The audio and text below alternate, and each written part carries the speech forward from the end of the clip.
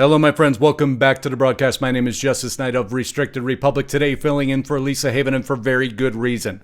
Lisa asked me to bring to you an overview of what we've been working on diligently at Restricted Republic, which is our new ObamaGate series.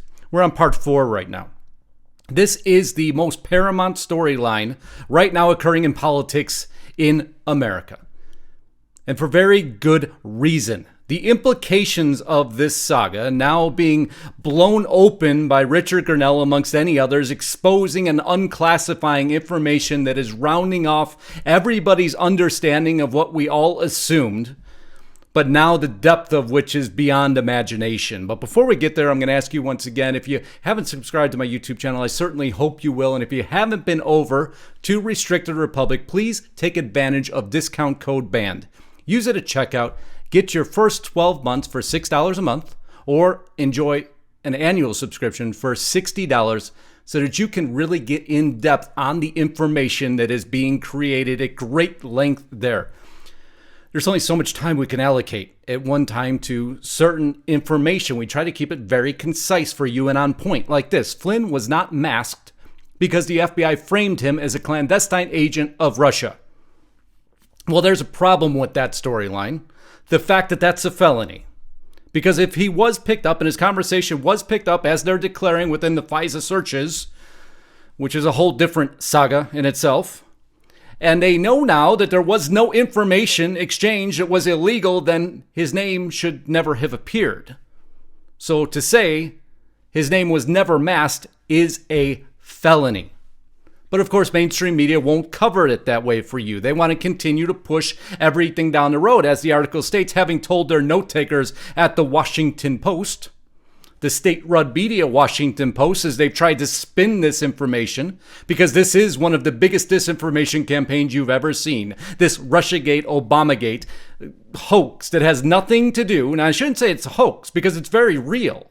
It was propagated to create a distraction so that you could never get down to the truth that this man knows, and that this man was digging to. Michael Flynn's name was never masked in FBI documents on communication with Russian ambassador. The unmasking request that blew up across headlines everywhere. This one right here, I'm showing you the actual memorandum. Unmasking these individuals that you've heard so much about right now, starting with Samantha Powers, U.S. Ambassador to the United Nations and a close ally and associate of then President Obama, Director for National Intelligence, James Clapper, Director of the CIA, John Brennan, the Undersecretary of the Treasury, the Acting Assistant Secretary of Treasury, the Deputy Assistant of the Treasury, the Secretary of the Treasury, and the Deputy Secretary of the Treasury. As a matter of fact, we should go to the Acting Undersecretary of the Treasury. All these people needed the name of Michael Flynn that wasn't masked to begin with in the first place. But we'll continue to the Director of the FBI, then James Comey. And on the very bottom, we see our new favorite Vice President of the United States, Joseph Biden. So many people digging for information, almost as if they were all trying to cover for a single person. Going back to the article, retired General Michael Flynn's Trump choice for National Security Advisor also could have been potentially a vice presidential nominee at that point.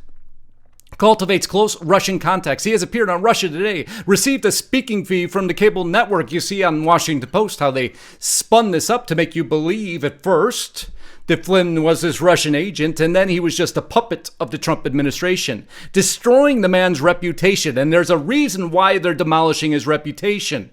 It's not because simply he's going to be a member of potentially the Trump cabinet. Oh no. Oh no. There's one person they're trying to protect. Initial Flynn Kislyak leak was to WAPO reporter, and I don't use their name because they're illegitimate sources to me.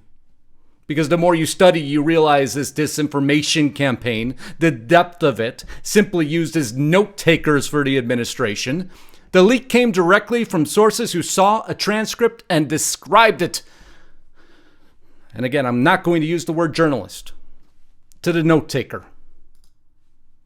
FBI reviewed Flynn's calls with Russian ambassador but found nothing illicit. That was only about 2 weeks after the disclosing of Michael Flynn's information leaked to the Washington Post, published 2.5 weeks later, this article comes out saying there's nothing within the transcript to begin with. That may have you questioning why today, this was published January 23rd of 2017, we're in 2020 right now, why is this man still trying to have his case dismissed?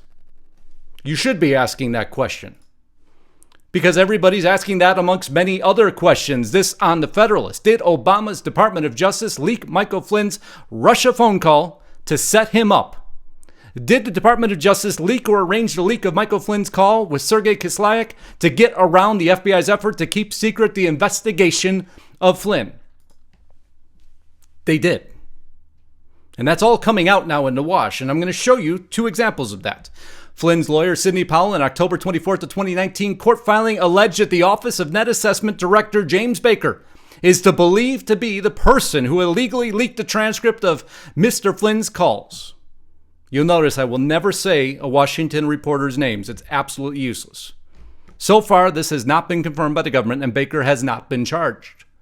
This led to, of course, now many broadcasts. This is how many broadcasts it takes to get to the root of the ObamaGate scandal. That's why we're inviting you over to Restricted Republic. You'll see 4, you'll see 3, you'll see 2, you'll see unclassified. And it continues, and it's going to continue because this information's changing daily. Now back to Grinnell, who says intelligence community working to declassify Flynn Kislyak transcripts. Oh, they're going to release them, all right. They're going to release them because there's nothing in there that was illegal. And now Grinnell is backing up Flynn and his attorney, who say, go ahead and show America what I said. Go ahead and show America what I said, because I said nothing wrong. And you destroyed my reputation. But why? That question's still there. We're getting there.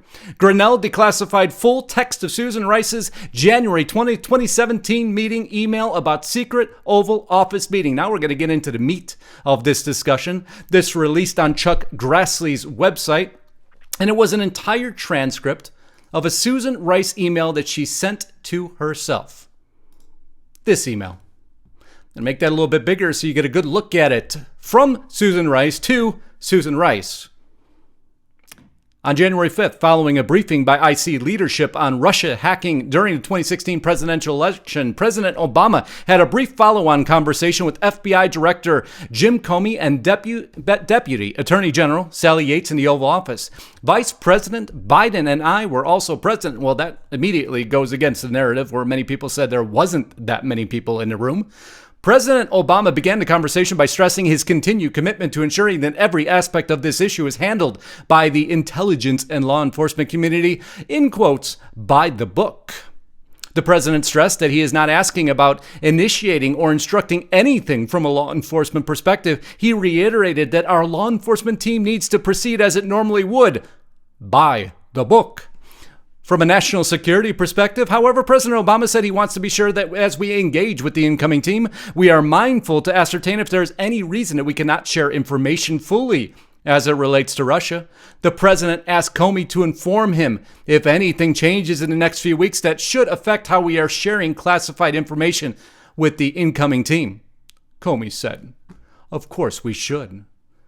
Well, that's a very auspicious email that was later countered by Susan Rice's own team, confirming that she was directed by the White House to write the January 2017 email. So that is a nice little CYA email. Let's get it out there so everybody assumes, because, America will fall for the script of me sending an email to myself saying that it was all done by the book, when you now realize it wasn't. Newly declassified evidence undercut former DNI Clapper's testimony to Congress.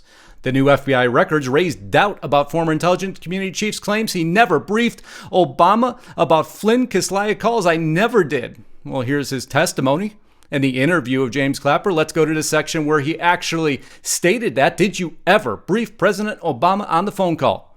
The Flynn Kislyak phone calls. Mr. Clapper very clearly states there, no.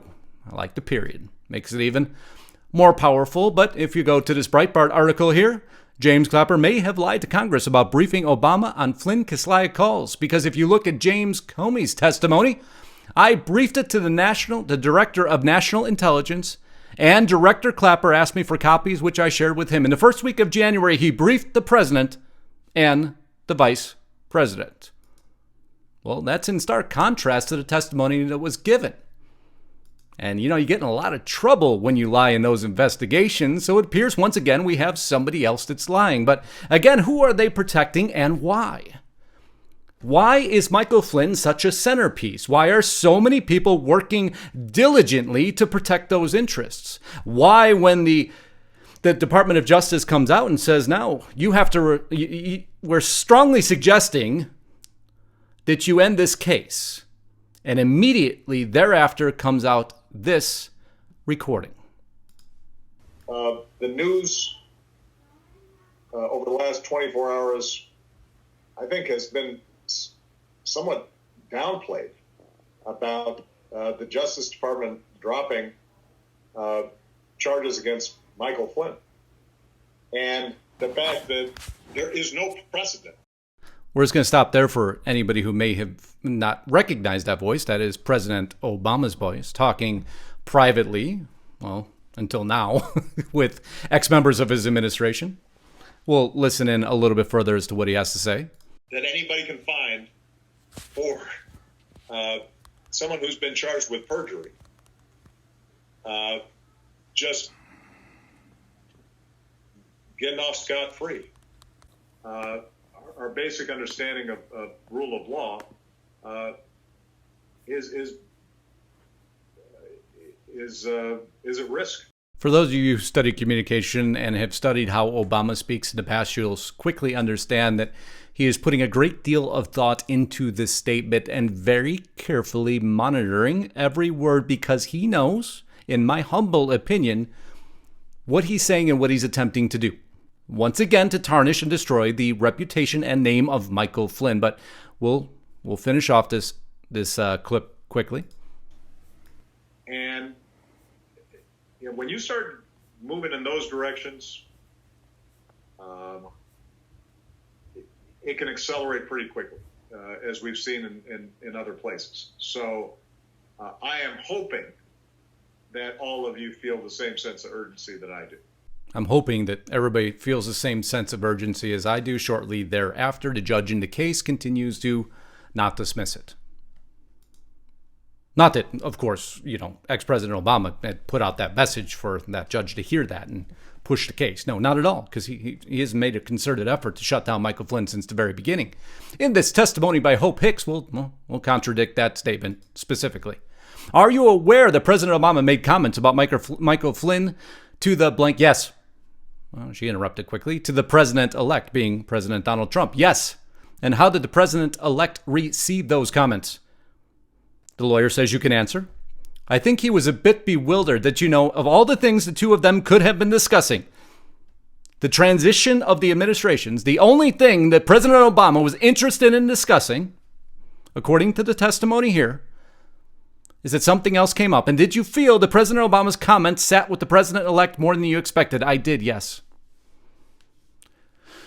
Can you go ahead? Sorry, I cut you off. That's okay. I feel it just maybe tainted his view of General Flynn just a little bit. Did there come a time when the president formed the opinion during the transition? I'm asking now about the transition that Flynn had bad judgment. Now, why is that such critical testimony? Because that was a direct question asking if President Obama brought up Michael Flynn.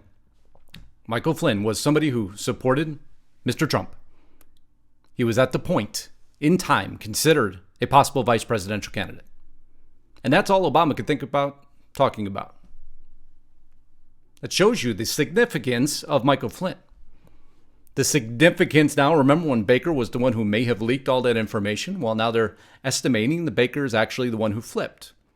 Hence why now ex-President Obama seems to be in a bit of a panic. Why he needs to put out that recording to make sure that Michael Flynn is not exonerated. Durham's case, which we've talked about at great length, and so much here and so much at Restricted, because the backstory is what they're trying to cover here. The backstory of how a terrorist state was being allowed into the United States of America. Michael Flynn was on the tracks of this, and this is what we really start to expand on. At Restricted, the secret backstory of how Obama let Hezbollah off the hook. An ambitious U.S. task force targeting Hezbollah's billion-dollar criminal enterprise ran headlong into the White House, and who was a member of that task force trying to expose all this information? That was General Michael Flynn. Hotels booked, Flights ready to go. Yep, you can call off that investigation. There's no need. We got this covered. Destroyed immediately. Top U.S. commander orders bin Laden photos purged, and all the information of bin Laden may have been connected to Iran. Destroyed, shelved. Who wanted to investigate that information and where it was all gone? General Michael Flynn. General Michael Flynn wanted to reassess the entire intelligence community. He wanted to change the entire way it operated. He wanted feet on the ground, boots on the ground, determining if we were handling these situations correctly, warning that we were allowing the growth of the terrorist state, not only in foreign lands, but to permeate the United States, warning as to why President then Barack Obama released 2,500 Iranian prisoners as a portion of the nuclear arms deal, telling everybody, as this one says here, Trump team wants you to see the Iran nuke documents Obama kept from view. And who was at the leadership of all this information and assuring that it was going to be let out? General Michael Flynn. Is ObamaGate and RussiaGate starting to sink in now? Here's the Joint Foreign Affairs HASC Subcommittee. Michael T. Flynn, Lieutenant General, United States retired, testimony on Iran. And he goes into great length of exactly how the administration was allowing the terrorist state too much power and too much influence. You want to go a step further? Review this tablet article, How Russiagate Began with Obama's Iran Deal Domestic Spying Campaign. Michael Flynn posed a threat to the legacy of the President of the United States, and he took exception with that. And hence, Russiagate began. The biggest cover story ever. Flynn's warning that extremist regrouping and on the rise were inconvenient to an administration that didn't want to hear any bad news. Says former DIA analyst, Flynn's prophetic warnings would play out exactly as he'd warned shortly after he was fired. All because of this little deal here, the Joint Comprehensive Plan of Action. At a glance, the Iran nuclear deal, which shortly thereafter, articles came out, of course, what's wrong with Michael Flynn's bluster on Iran? Plenty's wrong with it. Nobody should go against it. And who joined in on the drum roll once again? That's right, your favorite Washington Post reporters that we will not name here. Russia says loss of Iran nuclear deal would be unforgivable. So who's the true parties that were in bed with, well, Russia? And we could take that a step further into other things that have occurred recently. I'm being very careful here of my word selection. But maybe we could just go and let them say it for themselves. Here's new audio recordings released that we released on our restricted channel, which starts to frame in the other side of the argument and a current potential president. Better never happen. Yes. And despite of the fact that we didn't have any corruption charges, we don't have any information about he doing something wrong. I especially asked him, no, it was the day before yesterday. I especially asked him to resign. So, but congratulations on installing the new prosecutor general. It's going to be critical for him to work quickly to repair the damage Shokin did. And I'm a man of my word. And that now that the new prosecutor general is in place, we're ready to move forward in signing that new $1 billion loan guarantee. That's as black and white as we can make it for you.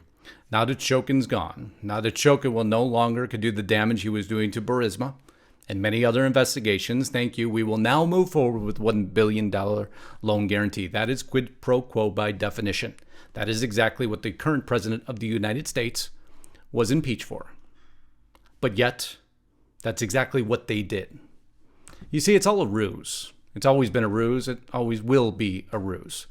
It is a master distraction campaign. But thank you to the likes of Richard Grenell, who is now, as he says, I'm letting the public see more info. You are the one who worked to hide the information you didn't like. You listened to multiple people in classified hearings say that they had no evidence, and yet you go on TV and say the opposite. Transparency is now a must, because when they went to kill the portion of Michael Flynn's called Crossfire Razor, a portion of Crossfire Hurricane, and Peter Strzok got the notice that, hey, we don't have anything on this guy. Should we shut down the case? The answer was no.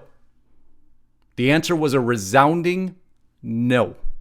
You should not shut down Crossfire Razor. Continue the investigation, although we have nothing. So you wonder now why they're covering their tracks and launching an FBI investigation on the handling of Michael Flynn, because they have to recover everything that they now exposed.